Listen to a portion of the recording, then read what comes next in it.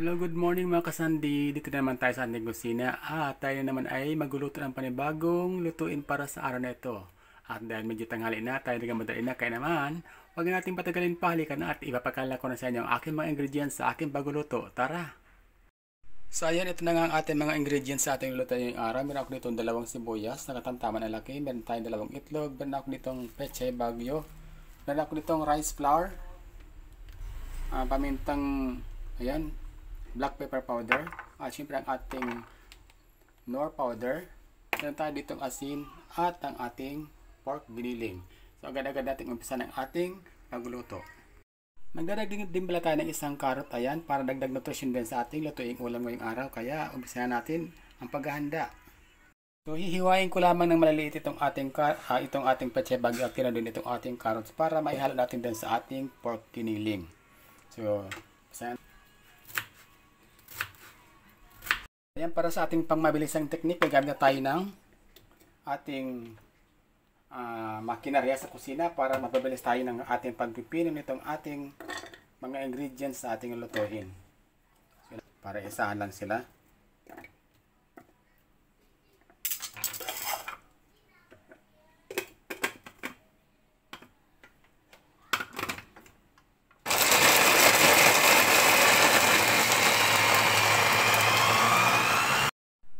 So ayan, in a matter of seconds, tapos na tayo sa ating pagpipino ng ating mga ingredients. Kaya naman, mapapabilis tayo ng pagkatrabaho. Salamat sa ating panibagong gamit sa kusina.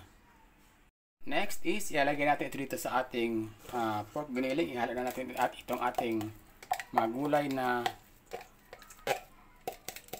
lalagay ko na rin itong aking hiniwa-hiwa na pechay bagyo.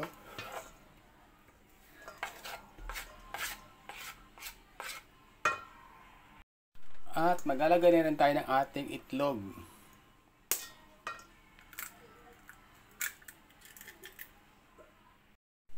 Haluin natin yan. After natin ilagay ang itlog, haluin na natin. At maglalagay na rin tayo ng ating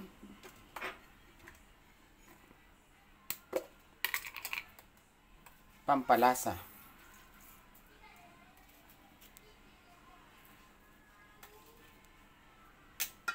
Ganon din ang ating paminta.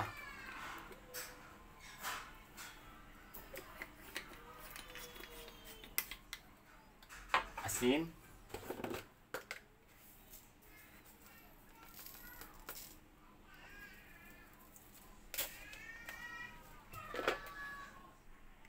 Maglalagay na rin tayo ng ating rice flour. Tansyahin ko na lang ito mga kaibigan, tansyahin ko na lang. Titimpay lang natin siya na maging katamtaman niya. Kumbaga yung consistency niya mamaya after natin itong haluin. Malalaman natin kung mag-add pa ba tayo ng flour or hindi. So haluin muna natin. So kailangan pa natin magdagdag ng panibagong flour kasi ano pa siya, hindi pa siya ganun kumbaga kulang pa sa consistency itong ating ginagawa. Hindi pa siya ganun kalagkit ba para magdikit-dikit itong ating ginagawa. So, I think okay na yan. So, haluin natin ulit. So, ayan. Sa palagay ko, tama na to at ay nakagawa na tayo ng isang bilog. Ayan. So, ibig sabihin yan, dikit-dikit na siya. So, pwede na natin siya ngayon simulang ilutuin doon sa ating lutuan. Kaya naman, doon na tayo sa ating lutuan. Ayan. So, mainit ang ating mantika. Pwede na tayo maglagay ng ating mga hinulmang mga vegetable bola-bola. Ayan.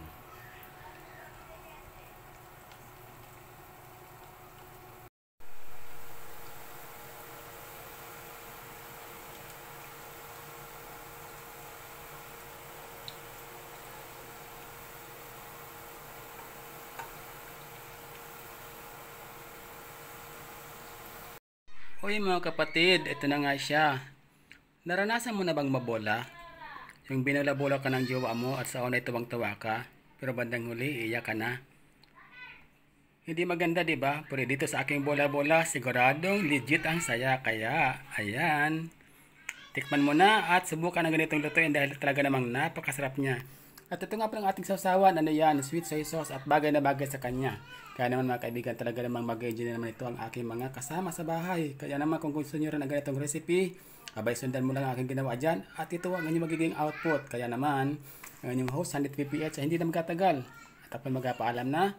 Pero bago tayo tuloy magpaalam, ang aking laging iniwanan sa inyo ay huwag gawing komplikado ang buhay. Mamuhay ng simple at masaya. Bye-bye and God bless.